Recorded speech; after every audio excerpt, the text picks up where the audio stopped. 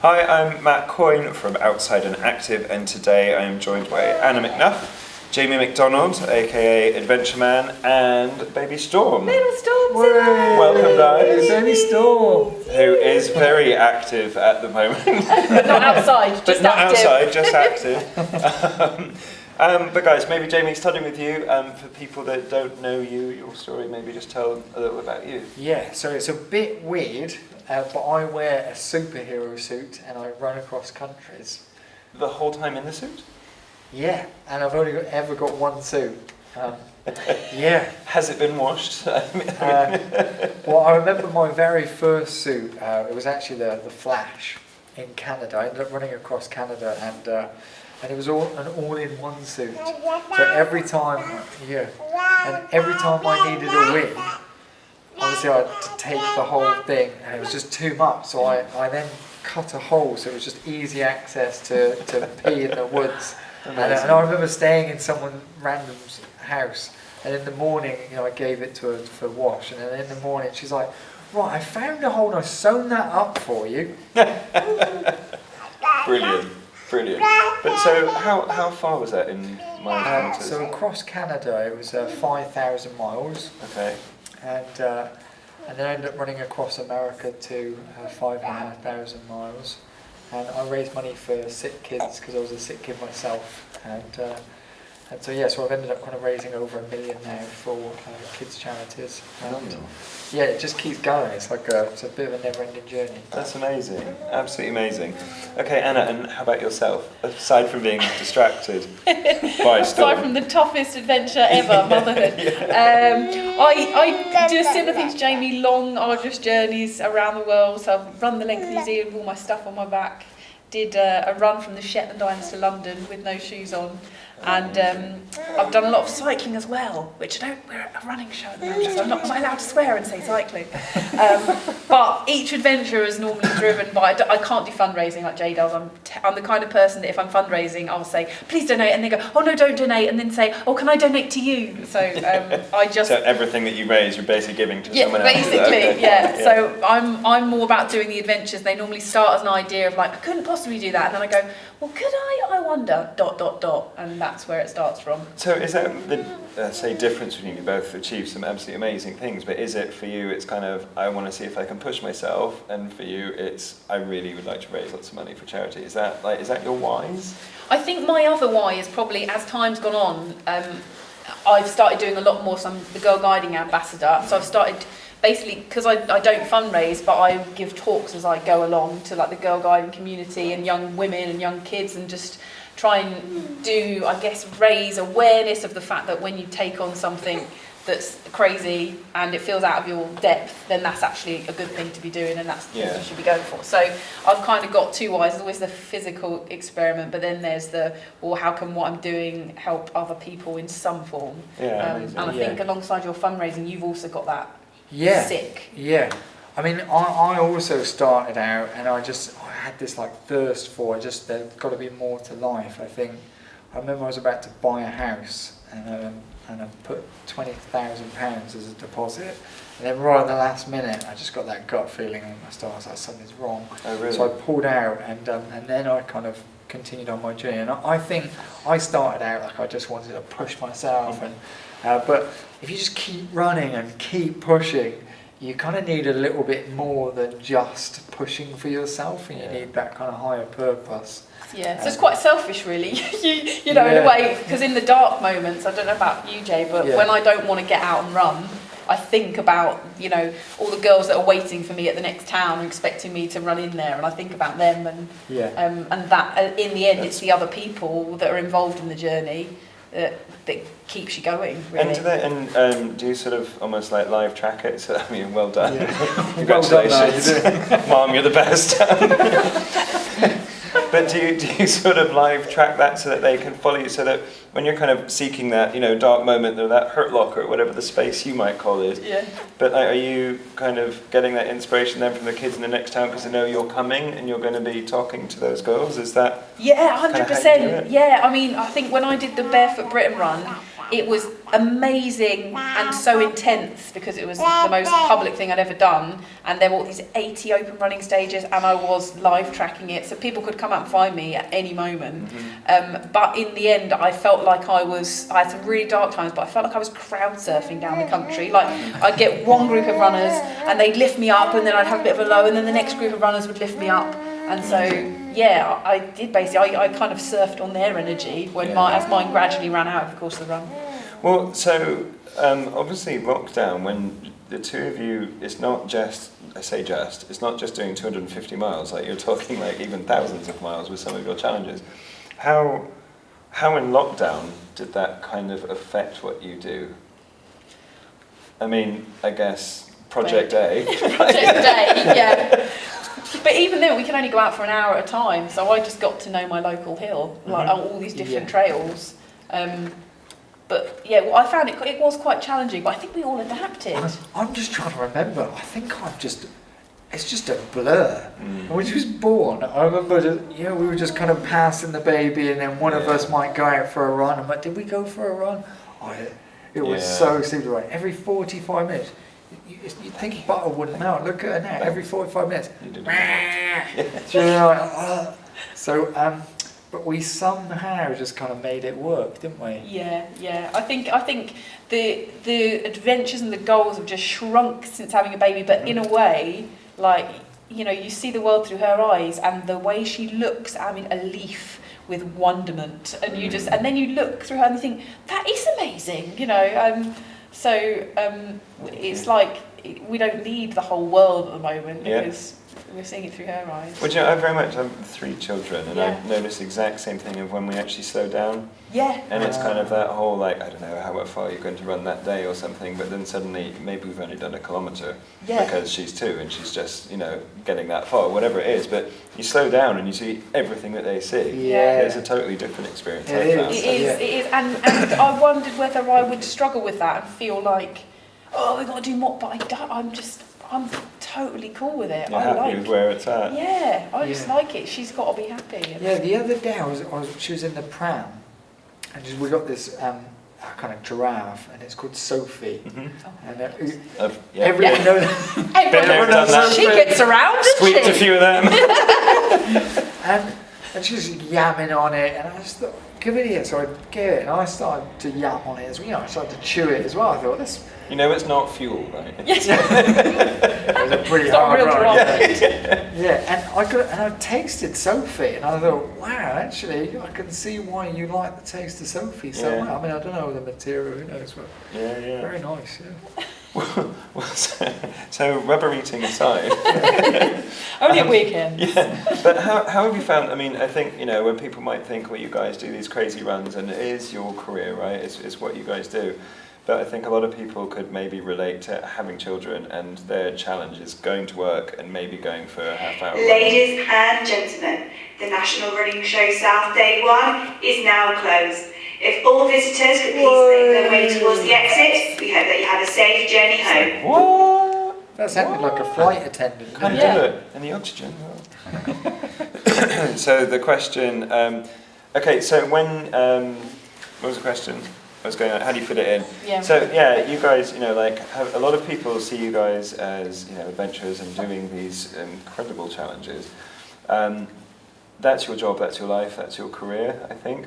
And a lot of people, their challenge will be they're going to the office 9 to 5 and maybe trying to fit in a run between having a kid. So everyone in perspective has their own challenge. But how do you guys, maybe as she's getting a little bit older and you're thinking about what's next, how do you fit in your training sort of together or on your own to certainly maintain or improve fitness, whatever it might be for you? How do you do that together? Yeah, no, that's a good question. I think it's definitely a lot of pass the baby, isn't it? Yeah, pass the baby baton. Yeah, and then because we both have our own businesses, so it's, and we've only got, I reckon, maybe 2 hours a day to Maximum actually 2 hours a day for work. Yeah. It is. So I don't even know. When people say they do 9 till 5, I'm like, how? How can you do that and then have a baby? Because we're actually only able to work a few hours a day. And but we have a secret weapon. Our secret weapon is Nanny Annie. Is that real life? It's real life. It's my mum, Okay, and brilliant. she lives 1 mile away. Well, only 4 minutes away. She tells us all the time every time she leaves. Yeah. I was going to say, is your mom running a 4-minute mile? Yeah, That's no. amazing. No, my mum smokes about 20 fags a day. I mean, she is. Yeah, she does. Yeah. Brilliant. But what I try and do is I go, right, we're off to Nanny Annie's, you know, and then I stick her in the running buggy and then I run. Yeah. And so it's kind of finding little moments to get the running. Yeah. Yeah, and I literally run errands. So we've got to go to the post office or go and pick up something from like a postal locker. I always get it delivered there. So it's a 15-minute run there with her in the running buggy, pick it up, run back, or go to the co-op. She loves going to other supermarkets are available.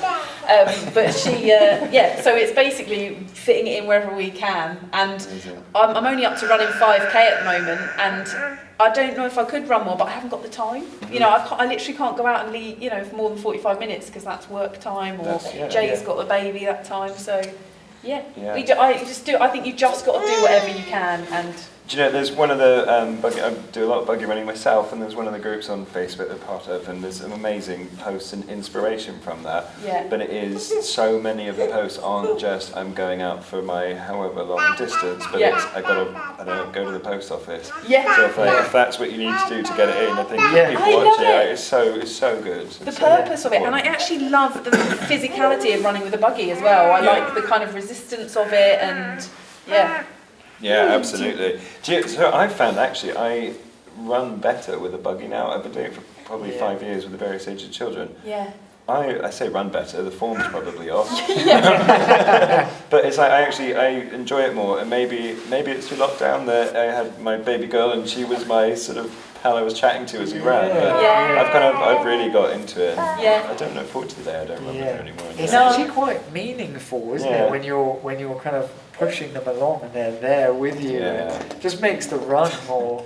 I'm sorry. She's blowing raspberries. It's really interesting, but that was an amazing raspberry. I'm hoping it's a raspberry. We blow raspberries on her, and she's like, "Well, I'm going to do it back." Aren't you? I think this is probably quite a good representation of what it's like for you two to work right now. Oh, absolutely. Right. This is it. Hi again. Hi. Lots of waves. Hi. Yeah. This is it. So, also, I think, Anna, you've written your first child's book, is that right? I have, my first kids' book, 100 Adventures to Have Before You Grow Up, which is basically for adults too. It's good. And I had so much fun writing it, because I do think, especially as parents, it's tough to think of all the, you've got a weekend, what do you do with them? And actually to have a book where you can just go, here's an idea, go and do that. Let's go give this thing a try. Yeah, so lots of people were here with it today. And, amazing. Well, what maybe to give us kind of 3 short things, what are 3 things people out of your hand build a den, first one, that can be in the den, out the den, and spend a night in it. Go like stargazing, so go on a nighttime hike and do some stargazing. And then, what would my other one be? Have a campfire and tell some spooky stories. Yeah, nice. Storytelling is king. Always good. Kids love stories as well. Yeah, amazing. You have a badge for, you got a badge created in Girl Guiding. I did actually. Girl Guiding said, what badge do we need? We're redoing our badge programme. And I said, you need a storytelling badge. And they made a badge for young rainbows with a flaming dinosaur unicorn on it. That's amazing. With a flaming dinosaur unicorn. I mean, what more do you need? That to me says reading. I think that's amazing. Okay, and then maybe we're a sock down. I mean, How this did is that life. happen? This is Where life. did it go? It was there a second ago. I mean, do you have socks anymore? Do you need socks? Who needs matching She's trying to say socks? she's going barefoot. Yeah. I think that's that's what's next. But so Jamie, maybe for you, what's your next challenge? Like, what have you got your sights on? I do have a next one actually, and it's away from the family, and it's going to be short. But if I tell you, I actually have to kill you. Yeah, let's not go down that road. No, that's fine. Yeah, and you've got kids and everything. I mean, it would be such a shame. Be and not nice. At the National Running Show, I mean, there'd be lots of news and probably get some PR from it. I don't know. So when you're ready, we can talk about that. Yes. Yeah, absolutely. I'm going to miss him. He's going to be away for nearly 10 days. Even me. When I'm away for a few hours now, I'm like, I want to get back. Yeah, so it will be quite a challenge. Yeah, amazing. I mean, if you have internet, I find FaceTime evening times with a little story. If you're doing it, that was always quite good when I had to Yeah? travel quite well. So That worked. Yeah, that Okay. helped. It helped. Yeah. But Doesn't yeah. fully fulfill the kind of whole, but it. You're still not there, but yeah, it helps. Okay, Try good. that. Okay, thank you. Okay, so maybe 3 quick questions each. You've already sort of talked about your superhero suit, but like, what has been your most embarrassing moment out on one of your challenges? Most embarrassing moment. I know what I could remember. Maybe what we your do this ones in is. reverse to each other, yeah. Do you remember that story you told me about when you were in Canada and a little mum and a kid drove a really long way to come and see you, and they saw your buggy by the side of the road, but Jamie had ducked into the bush to take a number 2, and he could hear the kid get out of the car and be like, "Where's Adventureman?" Went down the hill and was like, "No!" You shattered this boy's dreams. By the time Jamie pulled his pants up, he was back and they just left the stuff by the buggy and driven. It was so I feel the awkwardness. I made it to the top. I quickly saw it. I got to the top, and they were both in the car, and I was like, "Oh, I love that." And they were like, and then just drove off. That's amazing. Sorry, I jumped in there, but that one Yeah, just no, stands out. I mean, so now I'm going to ask you again. But what's been Anna's most embarrassing moment? So we'll do this on reverse of each other then. What is the most embarrassing? Do you know what? I don't know if I can. I can't think of one. I think embarrassing, but probably weirdest was on Barefoot Written. Oh, we go over there! I'd stepped on everything by the time I was halfway through the run. Every kind of poo imaginable. I mean, sheep's poo does this amazing like nuclear mushroom between the toes. Yeah. But there was one day where I was on a road and I got lost. And I remember checking my phone and then stepping backwards into something cold and wet, and I thought it's probably a bit of poo or mud. I'll check in a minute. And then I looked down, I was stood in a dead rabbit.